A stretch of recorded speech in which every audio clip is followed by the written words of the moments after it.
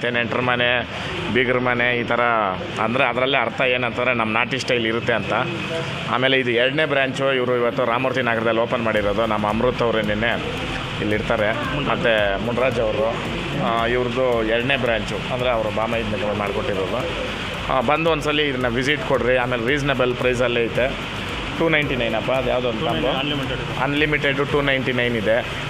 ಆಮೇಲೆ ಈ ಅನ್ಲಿಮಿಟೆಡಲ್ಲಿ ಎಷ್ಟು ಬೇಕಾದ್ರೂ ಸ್ಟಾರ್ಟರ್ಸ್ ಸಮೇತವಾಗಿ ಎಲ್ಲನೂ ಕೊಡ್ತಾರೆ. ಕೆಲವು ಹತ್ರ ಏನು ಮಾಡ್ತಾರೆ ಅಂದರೆ ಬೇರೆ ರೈಸ್ ಮಾತ್ರ ಕೊಡ್ತಾರೆ. ಬಟ್ ಇಲ್ಲಿ ವಿತ್ ಸ್ಟಾರ್ಟರ್ಸು ಎಲ್ಲನೂ ಅನ್ಲಿಮಿಟೆಡ್ ತಗೊಂಡು ತಿನ್ಬೋದು.